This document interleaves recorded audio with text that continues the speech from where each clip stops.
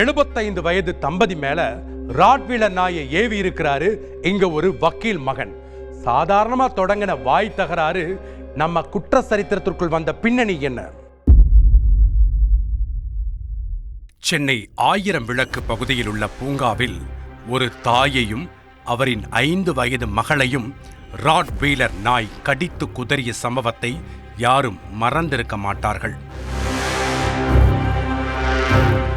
சிறுமியின் தலையில் பாதி சதையை கோர பற்களால் பீத்து எடுத்திருந்தது அந்த ஃபாரின் பிரீட். இந்த கொடூர சம்பவத்தை தொடர்ந்து வளர்ப்பு நாய்கள் வைத்திருப்பவர்கள் உரிமம் பெற வேண்டும், அதை பொது இடங்களில் அழைத்துச் செல்லும் போது கட்டாயம் மாஸ்க் அணிவித்திருக்க வேண்டும் போன்ற பல்வேறு வழிகாட்டுதல்களை சென்னை மாநகராட்சியினர் வெளியிட்டிருந்தனர். இந்த ரூல்ஸை மீறுபவர்களுக்கு அபராதம் விதிக்கப்பட்டு கடும் நடவடிக்கையும் எடுக்கப்படும் என எச்சரித்திருந்தனர்.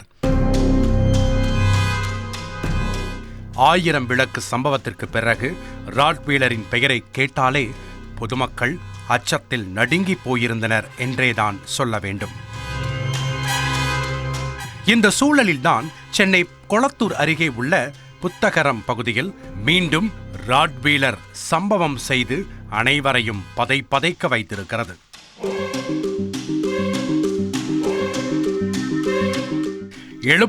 வயது முதியவர் மீது ராட்வீலர் நாயை ஏவியிருக்கிறார் அதன் உரிமையாளர்.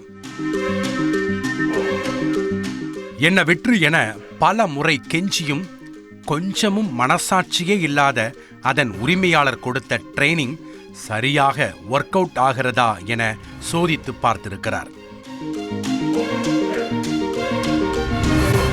முதியவரை இறுக பற்றி கொண்ட ராட்வீலர் 3 முறை அவர் கட்டியிருந்த வேட்டியை உருவி நிர்வாணமாக்கி மன உளைச்சலை ஏற்படுத்தியுள்ளது. ராட்வீலரின் உரிமையாளர் லேசாக கண் அசைந்திருந்தால் அடுத்து அது எங்கே பாய்ந்திருக்கும் என நினைத்து பார்க்கும் போதே ஈரக்குலையே நடுங்குகிறது.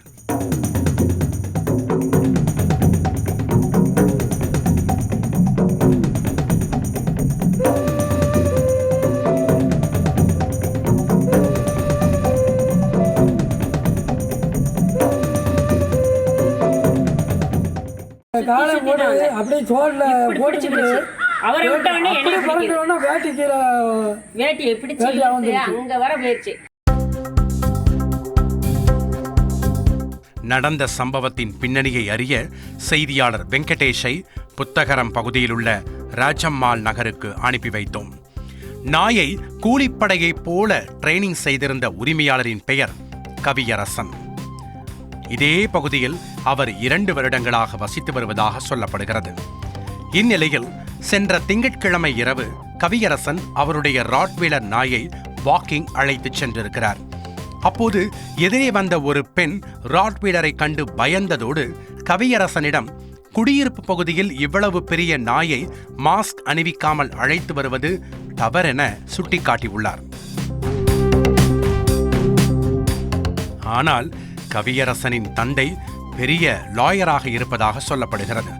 அதன் காரணமாக தன்னிடமே லா பாயிண்ட் பேசுகிறாயா என டென்ஷன் ஆனவர் சரிதான் போடி என திமிராக பதிலளித்துள்ளார். இதனால் கவியரசனுக்கும் அந்த பெண்ணுக்கும் வாக்குவாதம் முற்றியிருக்கிறது. இதை தூரத்திலிருந்து கவனித்த அந்த ஏரியாவின் பெரியவரான மாரியப்பன், நைட் டைம்ல பொண்ணுகிட்ட ஏம்பா பிரச்சனை பண்ற என உரிமையோடு அந்த வாலிபரை கண்டித்துள்ளார்.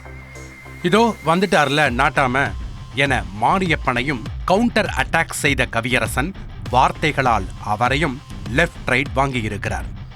ஒரு நாய்க்காக 75 வயசு பெரியவரிடம் இப்படியெல்லாமா பேசுவது என கொந்தளித்த மாரியப்பனின் மனைவி கவிச்செல்வனிடம் முறையிட்டுள்ளார். ஒன்னு கூடிட்டாங்கய்யா என உள்ளுக்குள் குமுறிய அந்த ராட்வீலர் நாய் ஓனரை காப்பாற்ற சப்தமாக குரைத்திருக்கிறது. இதைத் தொடர்ந்து கவியரசன் அட்டாக் என்பது போல கண்ணசைக்க ராட்வீலர் மாரியப்பனை ரவுண்டு கட்டி உள்ளது.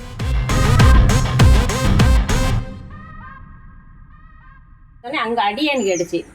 அந்த ஒரே பொம்பளை பிள்ளை தான் அவங்க வீட்டில். அந்த பிள்ளை அடியன் என்னைக்குமே பேச மாட்டாங்களே, அடியன் ரோட்டில் இருந்து கேட்டேன்ட்டு ஏப்பா அப்படின்னு அதுவர் வந்துட்டாரு.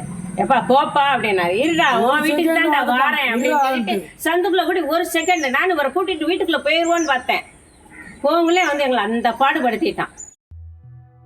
செய்வதறியாமல் உறைந்து போன மாரியப்பன் தன்னை விட்டுவிடும்படி கெஞ்சியிருக்கிறார். ஆனால் அதனை சிறிதும் பொருட்படுத்தாத கவியரசன் நாயை வைத்து மரண பயத்தை காட்டியுள்ளார். ஒரு கட்டத்தில் மாரியப்பன் தப்பித்து ஓட முயன்ற போது அவருடைய வேட்டியை அவிழ்த்து 3 முறை அவரை நிர்வாணமாக்கி பொது இடத்தில் தர்ம சங்கடத்திற்கு உள்ளாக்கி உள்ளது. வேட்டியை பிடிச்சு அங்க வர போயிடுச்சு.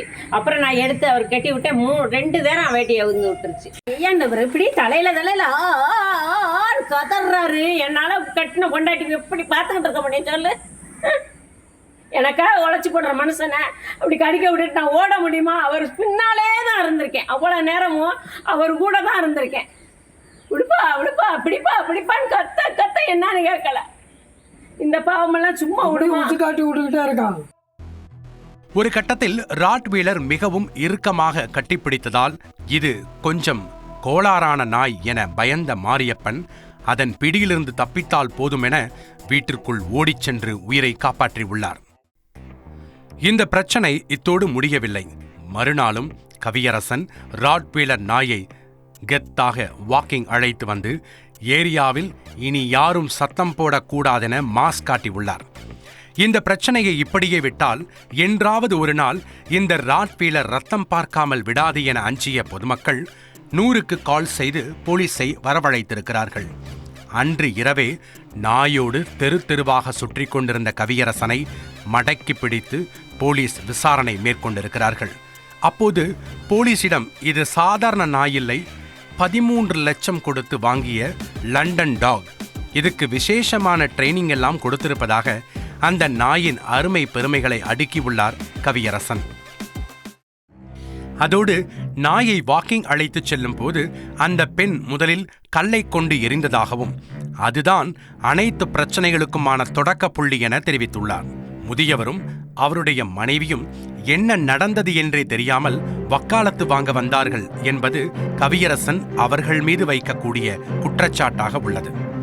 விசாரணைக்கு வந்த அதிகாரிகளிடம் கவியரசன் டசு புஸ்ஸுன்னு ஆங்கிலத்தில் அடித்து விடவும் சார் பக்கமும் நியாயம் இருக்குமோ என காவல்துறையினர் நினைத்திருக்கவும் வாய்ப்பிருக்கிறது.